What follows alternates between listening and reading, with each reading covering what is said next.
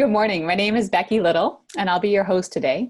As the Senior Director of Product Marketing and Customer Experience, you can imagine that I love any opportunity to hear from and learn from a brand. Whether it's a great conversation like we'll have today with a current customer like JBL, or hearing the concerns and questions from curious attendees like yourself. So please don't be afraid to ask questions because I look forward to learning along with you. To say the last few months have disrupted the conventional ways brands build advocacy is an understatement. Now more than ever, brands have to rely even more heavily on what other people say about them in conversation, in social media, and through their online reviews. Finding and building a community of the right people to build advocacy for your brand can be a challenge, but it's one that our guest Ty has continued to push for, and this effort has been paying off with an expanding footprint in North America. Today, our esteemed guest is Ty DeVille, the Senior Manager of Key Accounts for Harman International, where he's focused on building the JBL brand in the US. Ty has over 11 years in the audio space of consumer electronics, and during this time, he has seen it all, from being on the forefront of a new brand's inception to its acquisition by a top 10 company in the world. In his current role with Harman, which is part of the Samsung family, he oversees 22,000 doors of distribution for the JBL audio line. Ty, welcome, and I'm really looking forward to learning more about your story. I'm also joined today by Inga Johnson, our Chief Marketing Officer for ExpertVoice. To help set the stage for the conversation we'll be having, Inga is going to give us a quick overview of ExpertVoice and how we help brands drive consumer sales. Inga? Thanks, Becky. I'll be short here. The focus of today is really hearing not from us, but from Ty and JBL and their experience and what they learned working with us.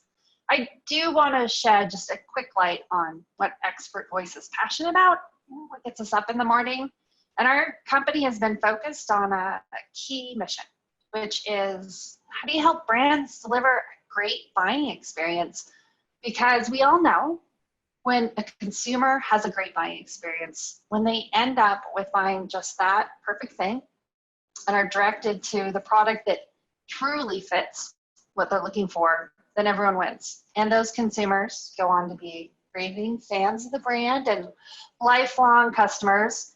We believe one way to deliver this great buying experience is finding individuals that are sought out for their opinion on what to buy, people who work in the industry, work in retail, or are sought out by their peers for the overall passion in the category, and help brands win them over for an authentic, credible recommendation. This idea of getting others to recommend product in your behalf, we call this advocacy. You can go to the next slide.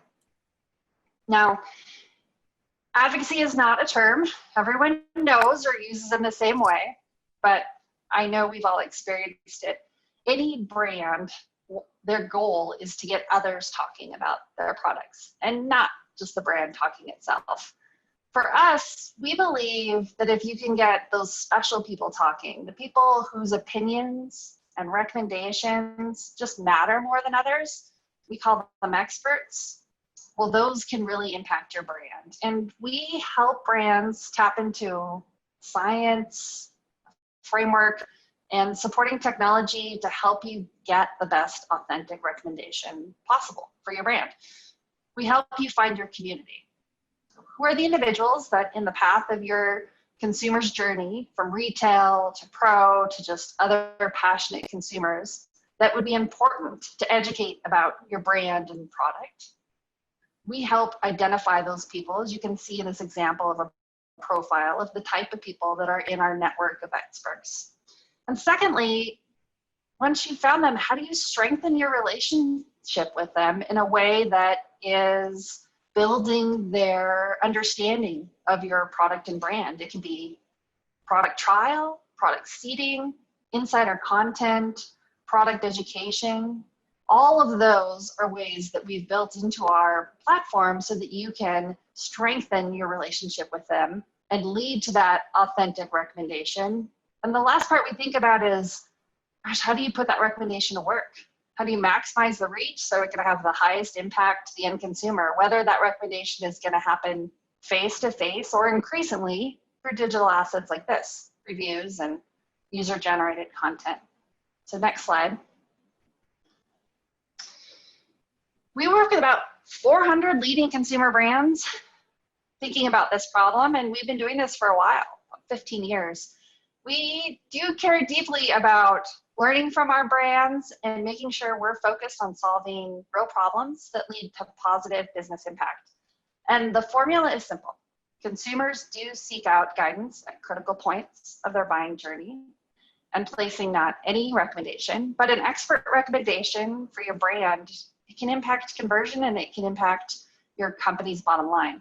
Let me show you just 3 of the key metrics that we're really focused on. If you go to the next slide, e-commerce, man, has this become a critical channel for all of us during COVID. Buyers are moving their dollars online, and in online buying, consumers are asking for guidance. Today, they do it through online reviews, and all the stats confirm this. The most recent study says 95% of consumers look to reviews before they make a purchase. Yet we all know most reviews are not that great. And so we've built the power to host online reviews from our experts directly into your e-commerce experience. It shows verified credentials of who they are, confirmed purchases, and more importantly, content that reflects deep usage and product knowledge. So much more meaningful than the anonymous comment about your shipping costs. Experts on our platform are generating more than 8,000 of these detailed, credible reviews every month. And we give brands the ability to put these digital recommendations directly into their e-commerce site or to syndicate them through their review partners. Next slide. Consumers also seek out guidance from industry professionals like Peter here. I mean, Peter not only works in retail, but you can see from his profile here, he lives a lifestyle deeply connected with his passions. In fact, we work with over 3,000 professional organizations like this across all industries. And you can imagine if Peter tells you what to buy, you're going to be listening. Now, product seeding isn't new to individuals like Peter, but our focus has been on doing this better than anyone else. Full visibility into individuals, their profiles, at a scale that's difficult to achieve on your own, and in-depth reporting to see exactly who's interacting with your brand, what they think about your brand, and even user-generated content that can be used in other channels. Next slide. And of course, in retail, a place where we know an associate who's familiar and tried your brand is twice as likely to recommend that product to a consumer. We all know the recent disruption has made it pretty difficult to rely on traditional methods to educate in this channel for many brands and are able to send reps into the store. With digital networks such as ExpertVoice, we've actually seen consistent engagement between experts on the platform and the brands that they're passionate about. And we help brands navigate this changing retail environment with engagement of who the individuals are down to a store level, capturing their insights that previously were always stuck by just having to track down your rep and hear what they heard on the sales floor. And we're going to talk a lot about the retail portion of our solution today with JBL. And with that quick summary, thank you for listening to my shtick. I will turn it back to Becky for the rest of our programming and hearing from Ty. Thanks, Inga. Before we jump into Ty, I did forget to mention that the chat is open. Please use it to post your questions. We'll try and address them in real time if appropriate, and we'll definitely allocate time at the end so that we can get to your questions, and no question too big or too small. All right, so now we'll turn our attention to Ty to learn more about his journey in the consumer electronics world with brands of all sizes. Ty, most of us recognize the JBL logo, but not every attendee here is as deeply rooted in the consumer electronics industry as you are. So to set the stage, can you just tell us a little bit about JBL's journey in the audio space and how it's grown and where you sit today? Oh, Ty, I think you're on mute. I am on mute. Thank you. It wouldn't be a Zoom unless we had a little bit of a technical difficulty, right? Yeah, if you just have a dog run across the screen next, we'll be set. Perfect. Well, thank you guys so much for the introduction. And yeah, the JBL brand is coming up on its 75-year anniversary, and it's been a part of Harman International for over 30 years. And one of the greatest things that we've been able to do with this brand is really reinvent ourselves over the last 10 years.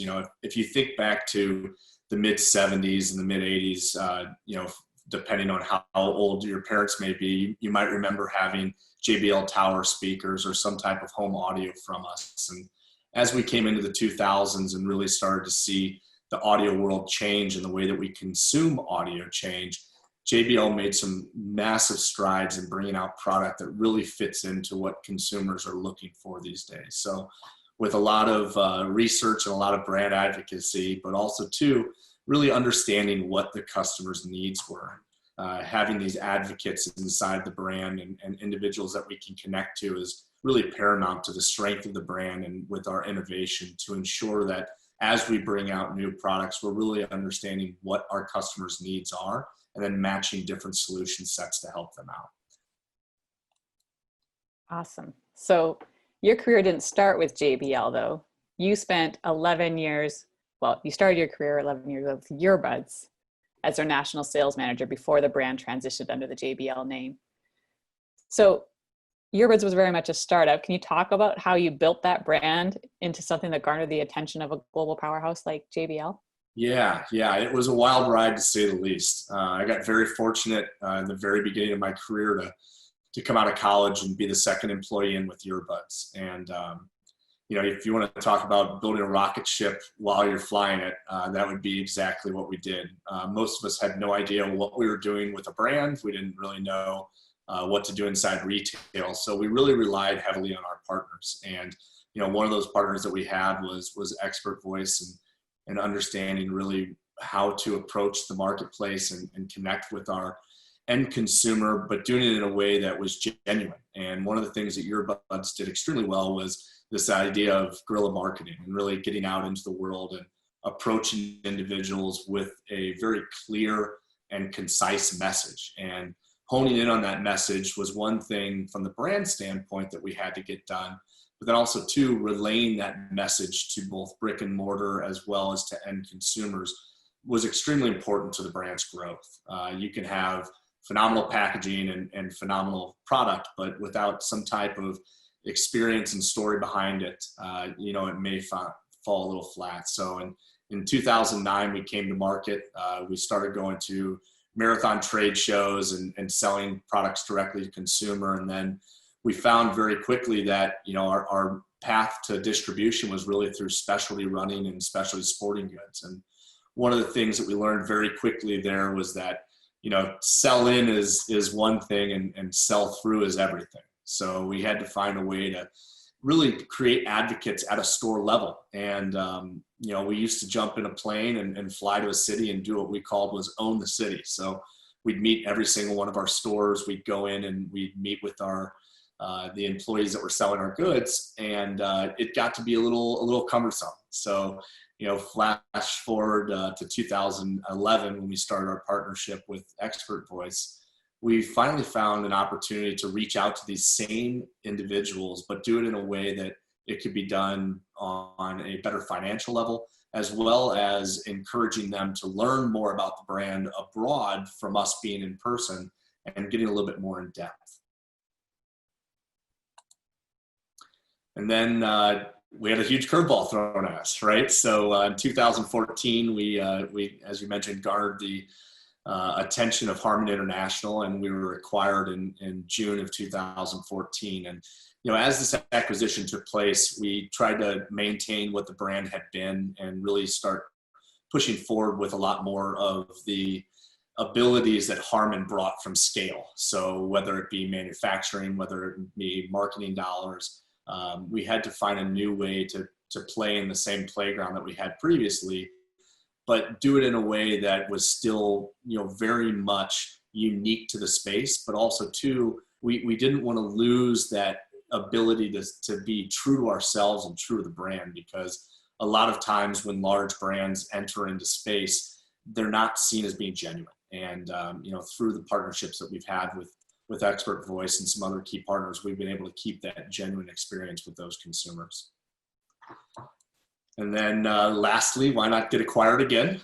So in 2017, we were acquired by Samsung.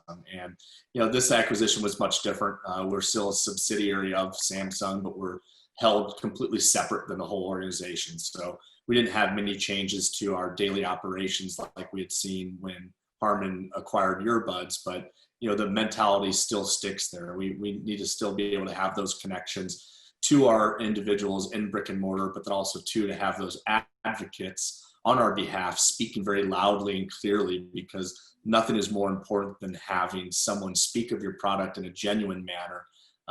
Yes, brands need to have their own voice, but the loudest voice always seems to be those of the people. Thanks, Ty. That's a heck of a journey from garage to global international company. Yeah. So you mentioned, once you got up and running, you've been a partner with ExpertVoice since 2011. And the images on the screen here are actually showing some of the pictures from those original lessons that we built 8-ish years ago. So I'd like to start the conversation there. Like, what made earbuds decide to partner with ExpertVoice 9 years ago? What were the goals? How did you structure the program? And what did you learn? Yeah, Becky, that's a great question. And I think what it comes down to is really expanding the knowledge and the acceptance of the brand.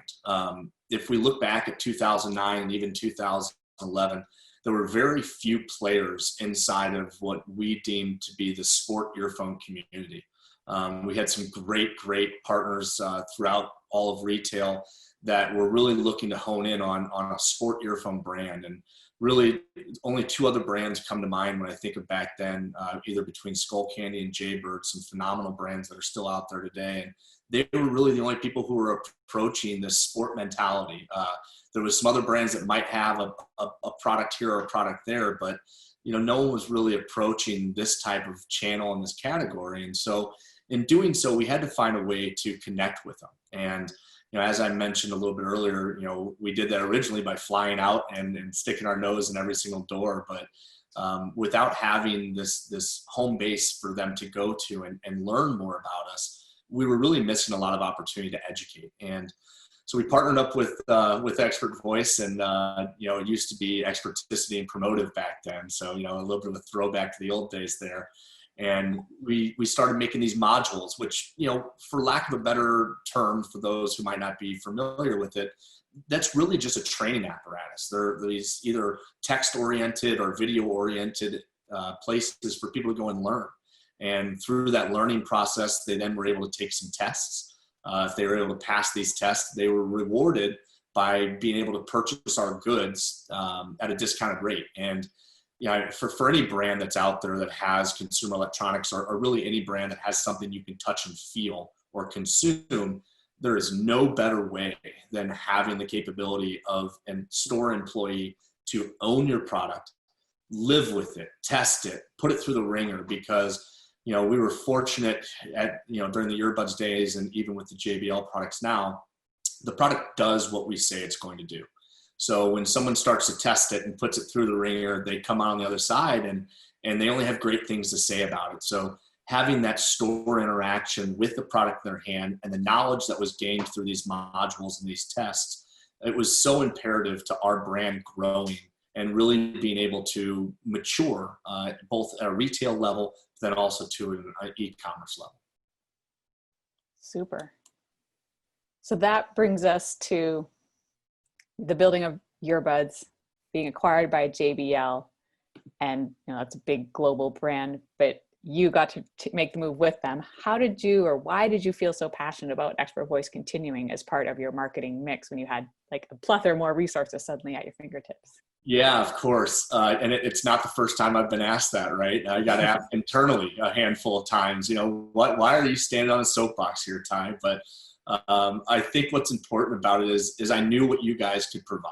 And, when you look at the arsenal that you guys carry forward and that you give the opportunity to your brands to implement, it's really about finding where that aligns with your brand. And, a handful of times I had to go up to bat and say, hey, listen, this isn't just about the advocacy side. This is also about brand awareness. And that kind of brings in part of our marketing group. And then also to the training aspect of it, which involves some of our training platforms, and being able to have the reach that you guys offered. And lastly, I think one of the most important things is prior to the actual acquisition of earbuds and myself coming in and managing the sporting good channel for us, JBL really hadn't had any success or placement inside of sporting goods or specialty sporting goods. So being able to rely on the experience that we had and the platform that already existed on ExpertVoice and using those same modules and tests, we were able to alter what our content was and being able to update it to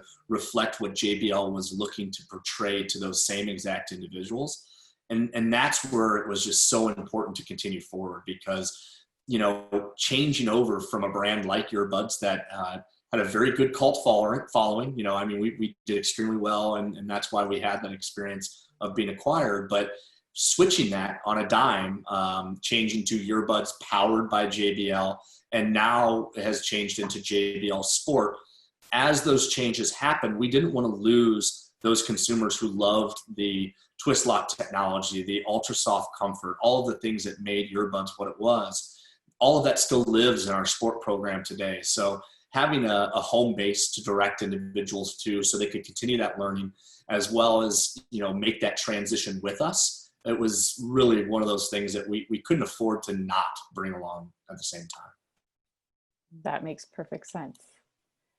And I know that when we were talking about making that transition and building up support for the program, you had mentioned specifically the audience people you'd be bringing with you was a key part of that strategy of being able to target the right people. Can you tell me a little bit more about how those conversations went at JBL? Yeah, of course. Yeah. I mean, you know, one of the great things that ExpertVoice does provide is this ability to really interact with these advocates. And that interaction is one of those key things that you can't get unless you're in person, or unless you have a platform like this that allows you to have that type of interaction. So, you know, one thing that we've seen be very strong for us is interacting back with people who are putting posts out on our product. And, you know, a lot of people do it through social media, and a lot of people do it through Twitter and things along those lines. And that's great to have that conversation with the end user, the consumer level, but being able to do it with the individuals who are selling your product and who are becoming experts with your product, it really does allow you to have a much deeper conversation.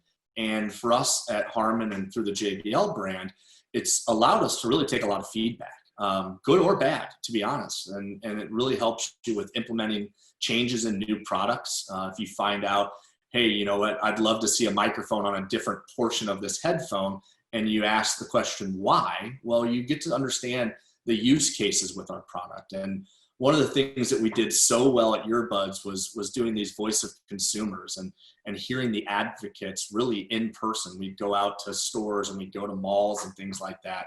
But as you come into a global brand, you don't have as much experience, and especially as your responsibilities get larger, you don't have that time to sit down with that consumer in person like you would have in the past. And this platform really, really allows you to do that. So as that change was starting to happen, it put us into this, you know, new mentality of what we could do. And we decided to kind of start back over with you guys and come in with a mentality of walk, crawl, run, and really trying to understand, well, we can't just go full bore, right? We've got to prove ourselves with this JBL brand, because it might be new to some individuals in this space. So as we've started to target this strategy and really started to play alongside of some of the others in this space, you know, it's really helped us to expand our footprint with you guys and grow from just a couple modules or a video here or there to putting in a lot of time and investment into this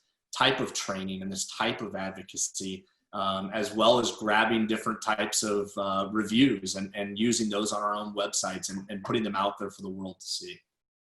Well, that's actually a perfect segue, because you have been live on the site for just over 8 months now under the JBL brand, which means that you've sold thousands of products and garnered hundreds and hundreds of reviews. Like this one here on the screen we love. It's for the JBL Flip 4. He says, I've had it for over a year and it's been great. Today my speaker took a fall off a 35-foot cliff and it still sounds great. He says it shows the speaker at the bottom of the tumble. How's it going? What have you learned? What are you seeing, and how's JBL feeling about the program? Yeah. So, you know, I wish I had written down some expectations originally, because I'd love to go back and take a look at them, because I'm pretty confident they'd all be blown away. So, you know, our experience thus far from the JBL brand has has been really, really strong. As you mentioned, we've had a lot of products go out the door, which is always great, from an ROI standpoint. But even more than that, you see things like Harper making these comments about your product that are seen by other individuals, and you have these advocates coming from it. And, I think a lot of the traction from the brand is coming from this platform, and it's allowing us to go back to our retailers that we've been with for so long and say, hey, listen, we get that we can't come into your stores, right? I mean, it's pretty clear. COVID it's a wild beast, right? So, they don't want you in their stores. They don't want to have that type of experience. Not that they don't value it, but there's a risk factor to it. So being able to talk to our partners in retail and tell them that we're still supporting them through a training platform and having these opportunities for them to go in and get real-time experiences with our product, and then reading about other people's recommendations, it's really helping us keep in touch with these dealers as well as the store employees and managers at a store level, which I'm sure for everyone on this call, on a personal and a professional level, we can agree that that's been pretty difficult for the last couple months, 6 months, honestly, to be looking at it. So, it's a healthy thing. And we also too, it helps that we've got other amazing brands on your same platform. We don't want to be the only player on your platform in audio, right? There's no validity to that. We love seeing a lot of our competitors on here because there's space for so many different audio products as well as consumer products in this world that it helps the cream rise to the top, is kind of that old adage that I always have seen. And, our products aren't perfect for everybody, and we get that. We totally understand that. So having other brands that are out there that are using the same platform, that only strengthens the visibility behind it, and it really only strengthens the platform itself. Thank you, Ty. For those that are listening, we're actually coming in on our last question, so it's a great time to pop any of your questions into the chat, and I'll pull it up so that we're ready to answer them. But I think this last question, not necessarily related to ExpertVoice, but something that we're all dying to know about. And it's just, the state of the world. It's been a crazy ride, as Ty said, and we'd love to hear just your thoughts and insights about what's happening in the consumer electronics industry, the state of retail, your consumer trends, and kind of how JBL is approaching the world ahead. Of course, yeah. As I mentioned, we're living in a crazy world right now. So, and we don't know when this is all going to end. From an audio standpoint, business is actually booming, and I'm sure a lot of our competitors would say the same thing. NPD data shows that total audio purchases are up. Portable speaker category is up a little bit. We're actually leading that category for the third straight year with over 7% growth this year. Our business in general is up for total audio in the United States. So though we expected and thought we were going to have a lot of downturns during this crisis, and we saw them right out of the gates in March and April, we were struggling to see that. And a lot of that happened because our retail partners were really taking a tough hit as we saw people close down and be furloughed and things along those lines. But one of the greatest things about a lot of consumer electronics, and especially audio, is it's a great medium for happiness. And as people got stuck at home, they started buying more sound bars, and they started buying more headphones and sport product to go on runs and walks and hikes with their family. They started being in their outdoor space more, which led a lot of portable speaker acquisition and purchases. So we've been fortunate to be on the positive side of this, but I am very well aware that a lot of our partners have not, and a lot of our competitors, as well as the CE in general, has not had that pleasure. So the outlook is interesting. We've seen e-commerce just explode. I think if we were to look at this year and guess how much of a percentage would be sold online, be it through our own e-commerce, our partners' e-commerce, or third-party websites, none of us would have ever guessed to see what we've seen. I mean, it is doubling in some aspects, and this COVID crisis that we're in the midst of, it has definitely been an accelerant in that, because a lot of consumers haven't been able to go to their favorite stores and see their trusted advisors in person. So, to your point, as we look at 95% of people who are looking towards these different types of reviews, we're seeing a lot of click-through on review sites and a lot of click-through and knowledge on what others are saying about it. Because I think as we see consumers continue to buy goods, which is great, they're wanting to make sure it's the right good. And one of the things that I've found throughout the years, especially in a retail setting, it's not so often they come back and they get upset with the brand that the product didn't work out for what they were looking for, but they look at the trusted advisor in store, be it the customer service agent or the retail sales floor individual. And if they tell them that a product is going to do something or perform a certain way, they get pretty upset with that retail store when they have to return it if it's not what they actually wanted. So it just shows so much more how important this continued training and this platform is to us to be able to have that type of voice into the consumer without being able to be there in person. Thanks, Ty. Well, congrats on what sounds like has been a tremendous year despite all the challenges. Thank you. This would be a great time if anyone has any questions, you can pop them in the chat. I don't think I've seen any, so perhaps we stumbled across a quiet Thursday morning audience, but okay, one that was sent in is, oh, well, we can do this one. This one says, do you see physical retail sales permanently changing going forward, and how has supply chain been affected? And in parallel to that, so we're talking about retail, one that was emailed in was, how did you manage ExpertVoice alongside your own reps, and how did those two programs work together? Yeah, so I'll take the ExpertVoice one first. So, you know, it was definitely one of those things where we wanted to make sure that both of them had a lot of visibility, right? So really for us, at least, it was a internal piece. It was making the decision that both needed to have the visibility and both were important, and pushing the organization internally to have both of those available to everyone. So I think that's kind of the piece there. And then to Ben's question about the retail space, yes, the answer is yes. It's going to change. I had the pleasure of being on a COVID task force that we created in May in response to all of this. And we started running 5 different scenarios on what we expected retail to look at moving forward, and what it would look like if we were stuck in quarantine, what it would look like if there was financial strains. And these different scenarios led us to planning for a bunch of different things. One of the things that has been talked about a lot, and I talked to a lot of other brand partners in the audio space about, is actual demo sets, right? So we've historically put on every earphone inside Best Buy to listen to. And how does that look moving forward, right? And our team members in these retail spaces willing to touch and clean and keep it sanitary. So that's one of the small things I'll give you as an anecdotal of things that we expect to move and change moving forward. From a supply chain standpoint, I mean, I would arguably tell you that anybody in consumer electronics who does not say their supply chain was affected is likely not giving you accurate information. You know, we had factories shut down over in China and the Philippines, and as well as over in Taiwan, a lot of these places that a lot of our consumer electronics are built. So, you know, out of the gates, there's your effect on just that piece of the supply chain.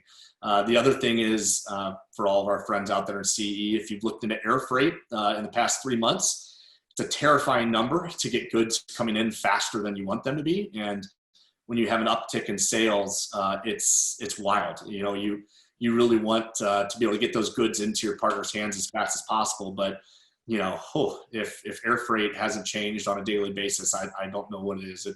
If the only thing that's constant right now, it is change.